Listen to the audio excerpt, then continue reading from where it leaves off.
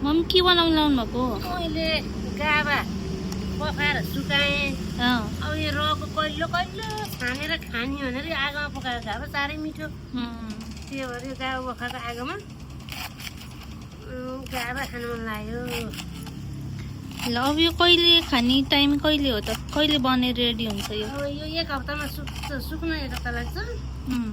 सुकेपछि जाडोभरि खानियो। आलुसित आलु फ्राई गर्यो, तातो पानीमा मचक्क मिच्यो, अनि राख्यो, दुइटै भुट्यो, सबै थोक राख्यो। साह्रै मिठो लाग्छ मलाई बफाको गाभा र आलु।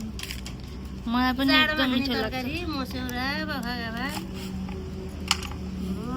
दमको रोटीलाई खिच्ने, चिसो हटाउने, अर्ग्यानिक।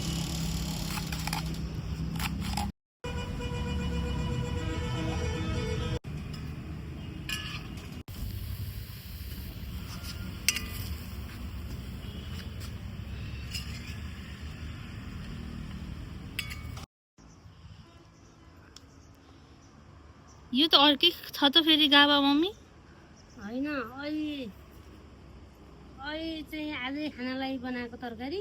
यो चाहिँ यो सुकाएपछि जहिले खाने भने विशेष जाडोमा खाइन्छ। हामीले गर्मीमा त ठिकै त्यति मिठो हुन्न, जाडोमा साह्रै मिठो हुन्छ।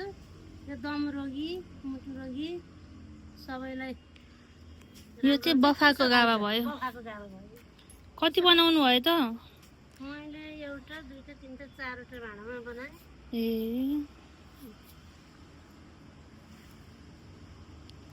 यो चाहिँ एक हप्तामा खाना रेडी हुन्छ। एक हप्तामा खाना रेडी हुन्छ। तिमीलाई मनपर्छ पर्दैन फेरि? मलाई चाहिँ एकदम मिठो लाग्छ बफाको गाभा त। आलु हालेर झोल बनाउँदा मिठो हुन्छ। अनि यो पछाडिको नि धेरै मेहनत देखिरहेछ मम्मीको। यो पछाडि काउलीबारी। यो काउली लगाएको 2 महिना यति राम्रो भयो। मनै दङ परेछ। मनै दङ पर्छ मुला काउली। यो तिहारमा खाने काउली हो। एउटा बाबालाई तल पठाउनु पर्ला, एउटा माइत लानु पर्ला, अरू फुल्दै जान्छ। 3टा फुलेर एउटा माइत लाने, एउटा तिहारमै खाने बेला भइसक्यो। ल कस्तो मजाले फुलेर रहेछ।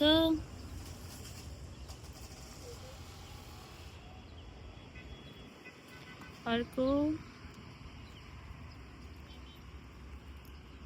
मम्मीको कौसी खेती।